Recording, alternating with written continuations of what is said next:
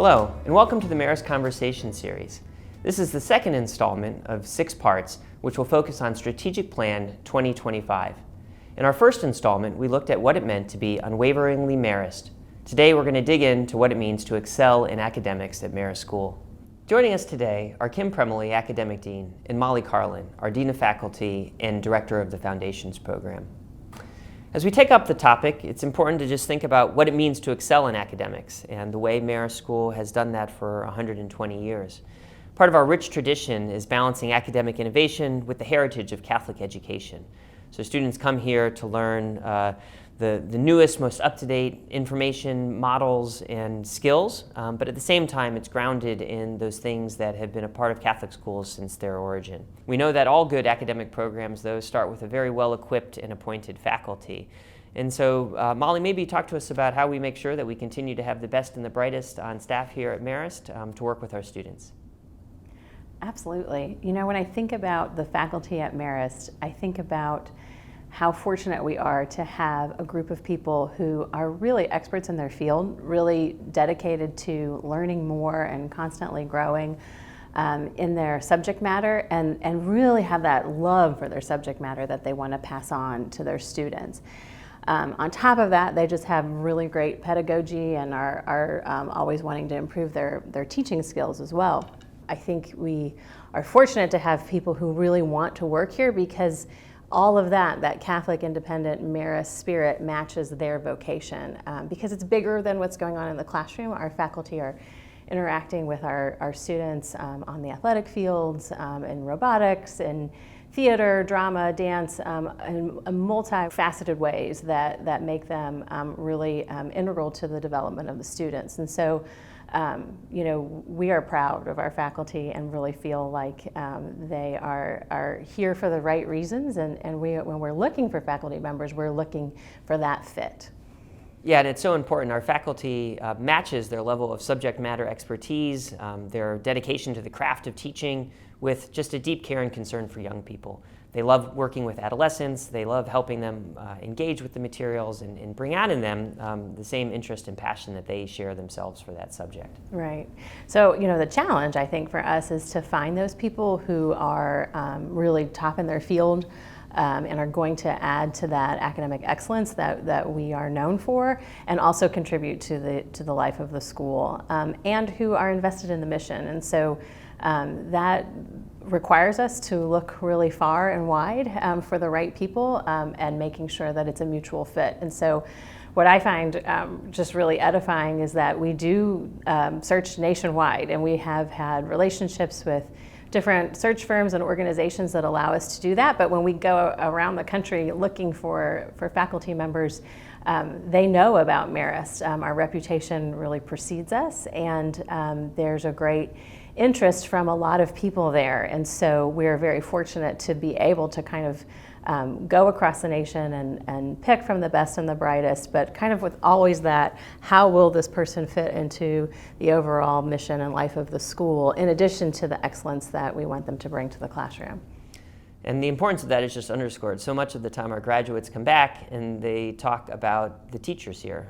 They don't talk about a building or a spot on campus nearly as much as they come back and let us know how much the adults who have cared for them here have made them who they are. Right, right. And, you know, speaking of our alumni, many of them want to come back to teach here. And I think that is a huge testament to the impact that their own teachers had on them. And another kind of source that we have for really great teachers who want to come back and be a part of the life of the school. Of course, once you get them here, we've got to keep them here and keep them engaged in our mission and the work we do here. And so, Kim, maybe talk to us about why do you think Marist faculty members stay at Marist? Well, the relationships you can build in the classroom and beyond, I think, is what keeps people coming. And you know, we really utilize the talents of our teachers in many ways. Our teachers are coaches. They also give of their time to their students. beyond classes through tutorial and also the Marist Academic Center.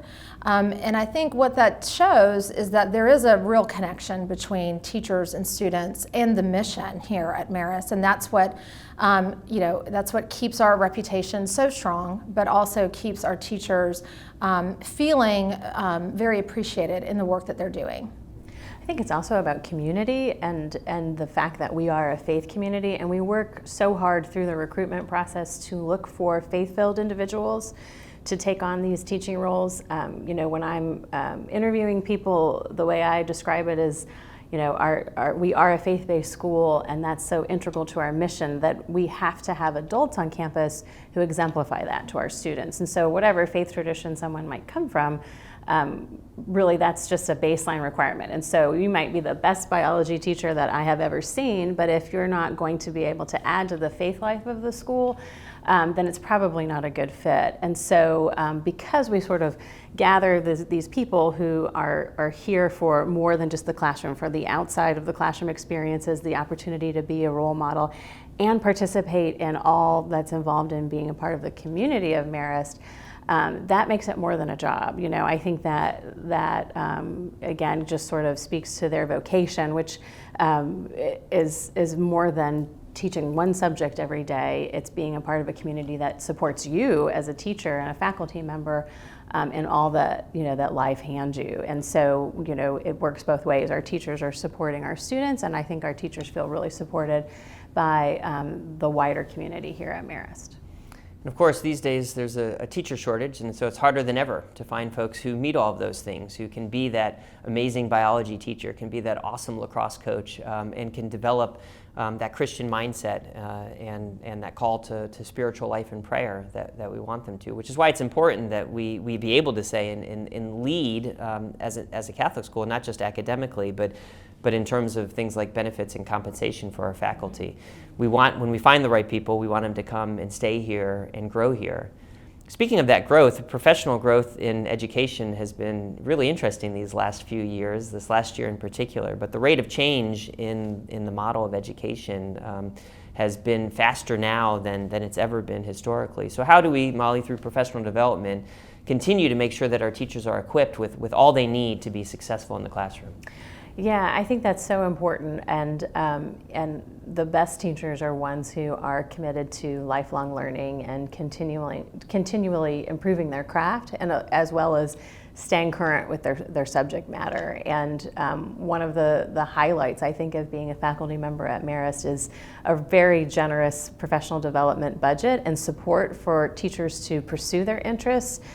So that comes in, providing the time and the space, whether it's something we offer on campus where we're encouraging teachers to go out and seek out those opportunities and providing the time for it, as well as the funding for it. And so our teachers have done some really exciting experiential learning, pilgrimages, research, working kind of with the best in their field, and also often being ones to teach other teachers just to hone their craft and to keep themselves sharp. And I think one of the things I love about that is the teachers at Marist are so excited to learn more and to be able to do more. And so it's a joy to be able to support them in that. And at the end of the day, that just directly benefits our students. So they bring that passion and that knowledge or the sharpening of their teaching skills back to enhance the classroom experience for our students.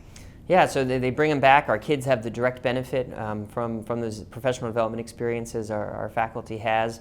Kim, what are some of the innovative things that you've seen happening, even in the last year from some of the growth and learning opportunities our faculty have had? So many changes in just the last 12 months, and our teachers have really stepped up to the challenge to think about how could they transform work that they did 2 years ago to working through a pandemic. And I think our teachers were well equipped, as well as our students, with one-to-one devices.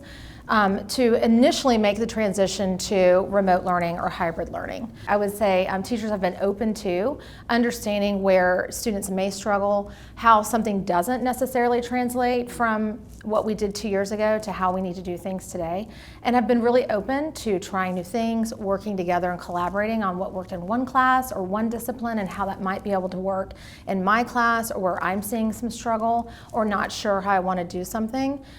Utilizing lots of apps and using our Google Chat and G Suite to make sure that students have and they're building skills that we use in the workplace now in our classroom. So when we're talking about providing a 21st century preparation, they're doing it every day now. And it's been a challenge, but it's been one that I feel like our students and our faculty have absolutely embraced and made the best of.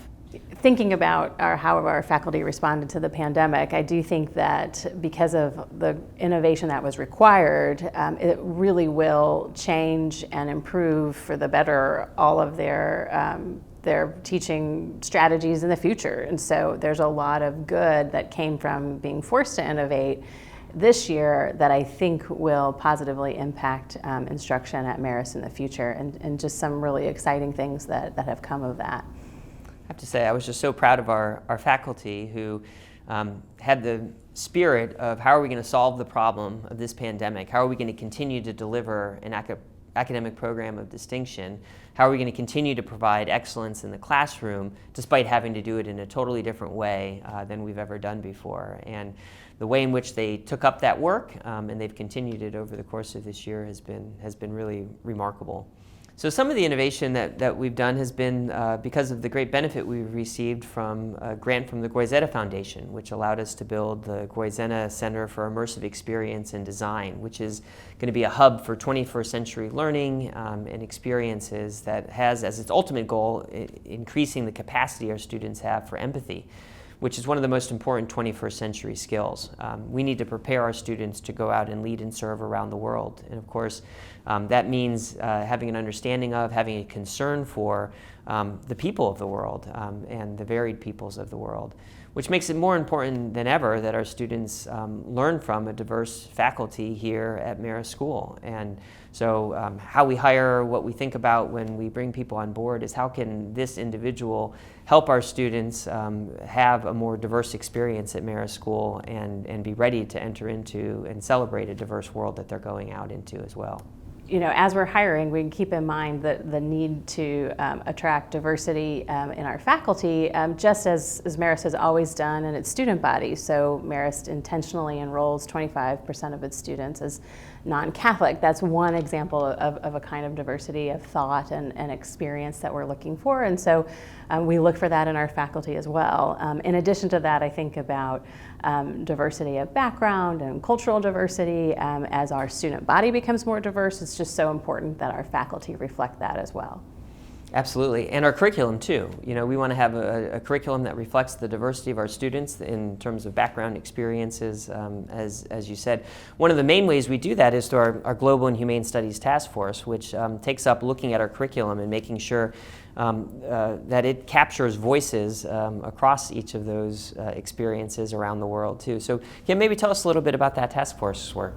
Sure. So what we do is trying to bring empathy more to our students and their experiences in the classroom.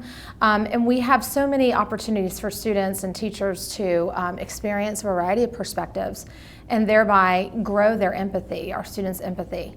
Our task force is looking for ways to capture when that happens here at Marist, which is almost daily. And so we have a task force of teachers across all disciplines, and they bring to the table where we're seeing the empathy building in our courses, what projects are students doing here on our campus, but also some of those experiences are international or national, and we're always looking for more opportunities to figure out how can we continue to be a leader in building our students' capacity with empathy. So earlier this year, one of our teachers, Mr. Jose Gregory, he led an event, El Dia de los Muertos, an experience so that students could understand better the tradition of El Dia de los Muertos, and it was a celebration of that event. And they watched Coco, which was excellent, and also created a really engaging art exhibition to coincide with that celebration. So we're looking for ways to use our immersive theater to bring experiences into our campus and continue to build upon our students' empathy. Yeah, the immersive theater is the centerpiece of the new Goizeta Center, and really is just an exciting space that we're unlocking its potential for our students. And an education in the 21st century isn't heard, it isn't seen, it's an immersive experience. It's something you're brought into. You remember best that which you do, and so the theater really has the great potential to introduce to our students all sorts of experiences they wouldn't have otherwise had the opportunity to have had. It's a part of that center overall, which includes our Intelligent Machines Lab, as well as space for broadcasting, podcasting, music technology, all of which work as kind of a content creation hub where students can practice that other 21st century skill of being a creator, of bringing out stories and telling those stories through video, through images, through sound, and our students love going down into that space, and they've made horror movies down there. There's nothing more exciting than scoring a horror movie, by the way, and just coming up with how you tell a story through both of those sort of media. And then, of course, we have our design lab down there, too, a material design lab where students can go and use their hands and get into projects. They can use our 3D printers to design and print parts for their robots, as well as work on classroom projects as well. So there's great opportunity down there to have a variety of learning experiences using the best of educational technology that we have as well. Yeah, absolutely. I mean, the offerings for interdisciplinary collaboration for our students and our teachers is really amazing here at Marist. We have our American Experience course, which is new for us, and it allows our students to really see the connections between American history and American literature. And so that particular experience, I think, provides a depth that is very unique and special here at Marist that our students get because of the expertise of our teachers and their willingness to work together to provide a really special experience. And those interdisciplinary courses go beyond the traditional history and literature. The podcasting that you spoke about is an opportunity for students to really critically think, create content, and publish that. All the while they're receiving course credit, but also life skills that will take them into the workplace and beyond.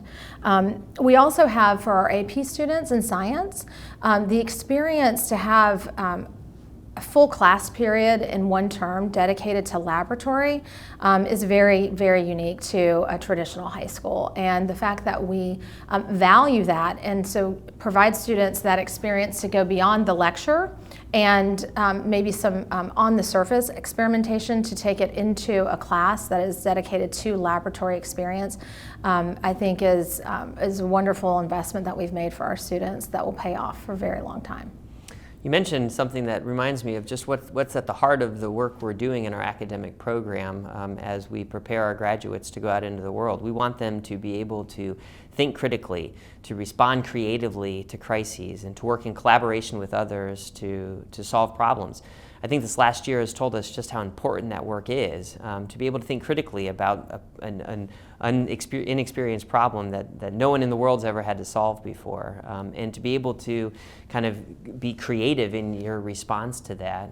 And I think we've modeled that here in how we've responded to the classroom experience as well as we've moved into and out of virtual learning and hybrid learning over the course of the year. It really gets to the heart of what we want, which is a personalized academic program. That students here get just exactly what they want and need to learn, that they have the opportunity to learn all that they should about the things that they should, while still getting to learn as much as they can about the things that they love. So talk to me about how we personalize the academic program beyond that so each student has that experience, Kim. Sure. Well, our structure of the trimester system really does allow for students to experience a wide variety of electives, more so than in another traditional setting.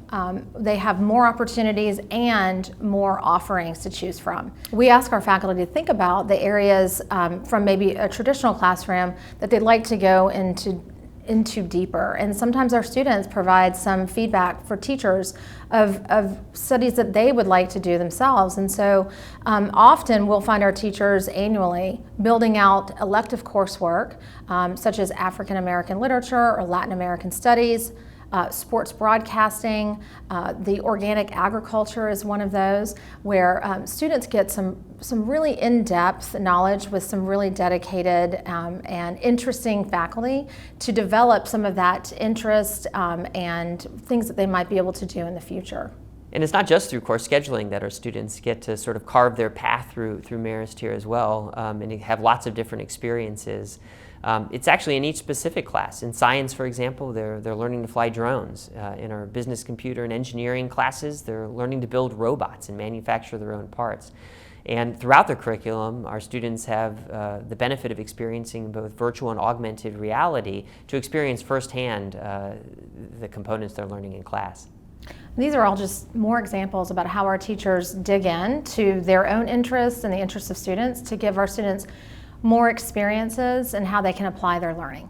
And of course, the level of personalization doesn't stop at the gates of 3790 Ashford Dunwoody Road either. Our students have the full benefit of partnering with various civic organizations, higher education institutions, as well as businesses. You know, we have our internship program that they can connect with and get hands-on work in a particular field of interest to them. And then, two, we have our summer program on leadership. One, we partner with Catholic Charities Atlanta to build up their understanding of and ability to apply servant leadership in their work beyond Marist as well. And then, two, we have our entrepreneurism and leadership program, which helps our students cultivate that 21st century skill. What does it look like to be an innovator, to have a big idea, to take that out into the world and to show the world just why it needs it as well. So I know too that while they're on campus though, they have a variety of ways to pursue the various studies they do here, including of course at the advanced placement level too. And you know, part of the distinguishing characteristics of a program of excellence is that it's going to challenge students to do their best, to learn as much as they possibly can about things. And so we want our students in deep, but we don't want them in over their head. So how do we have, where do our students find at your fingertips support to help them navigate all of these opportunities we have here academically at Marist? Absolutely. We want our students to balance their lives, challenge in the areas of interest, while also experiencing a great education, whether it be at the advanced placement level, honors, or college preparatory classes. When our students may encounter a struggle or not sure how to get through a particular course that may pose some issues at first, our Marist Academic Center is the hub for support. This year we were able to develop the Big Mac, which is a website that students at their fingertips can go and watch tutorials about how to make flashcards that are effective. There's also tutorials about how to write an email to a teacher, so it's really building their executive functioning so that they can self-advocate and regulate.